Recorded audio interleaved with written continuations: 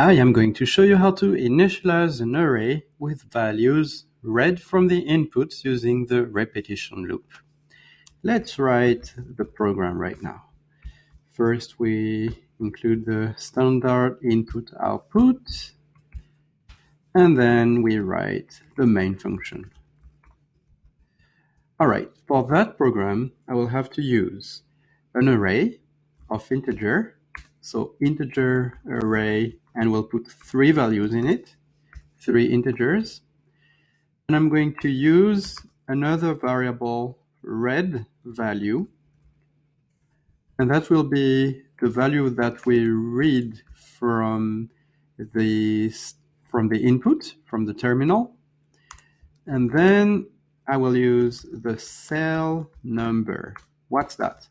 The cell number will be the number, the index of which cell I would like to address here for this array. So 0 will be the first cell, the first value in this array. 1 will be the second value, the second cell. And 2 will be the third cell, the third value. All right. Then I'm going to use a for loop. So I need the I, and I write this loop for I equals 0. How many times I will repeat this loop? Well, I want to repeat 3 times something because I want to read 3 values. All right. Remember that you don't have to know how this loop is working for now. You will learn it later.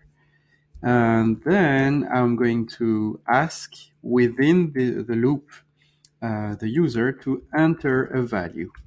All right. So that will be printed 3 times. And each time I will read what the user enters in the terminal with a scanf %d, and the value will be put in the read value variable.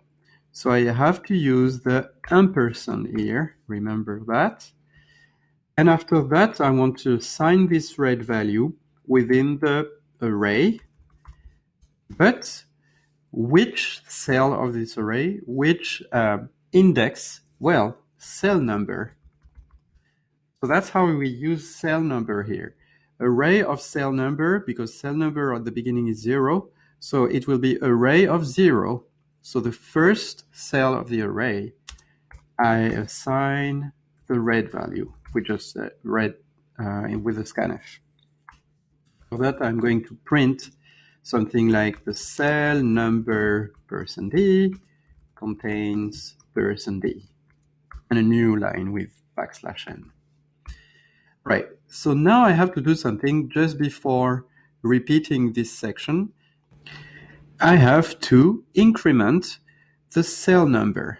So I do cell number equals cell number plus 1. Why that? Because I want to go to the next cell, actually. So it will be 0 plus 1, so it will be 1, and then the cell number will be 1, and we repeat again, enter a value, etc., and the cell number will be array of 1. That's how we pass to the next value of the array, and so forth. So the only thing I miss here is the return statement at the end. And well, we have to try the program now. So I compile it. Oops, I have an error here. Even though I can play the program, I can run it. Remember that even if you have warning messages, this is not good. And as you can see here in the messages, we have warning, more % conversions than data arguments. And indeed, in the printf cell number %d contains %d just here, I forgot to put the variables. So I will edit back the program, and indeed I have to put here the cell number, well, cell number %d, so that's the first %d. It will be replaced by the value of cell number, contains %d. So then I have, oh, that's interesting. I have to read the array of cell number that I have just assigned here. So basically, I enter a value, I read the value, I put it in the array, and I print this. And I go to the next cell, and then I repeat, etc. Let's compile and try it now. Good, I don't have any error then. Let's play. And in the terminal, as you can see, we have enter value. Let's enter 45 and press enter. As you can see, we just assigned the value 45 in the first cell of the array. And then because we have this repetition loop, I'm going to do the second iteration of the loop. And well, I'm asking for the second value. Let's put 56, enter. And you can see that the cell number 1 now contains 56. And the last one, 78, let's say. I enter.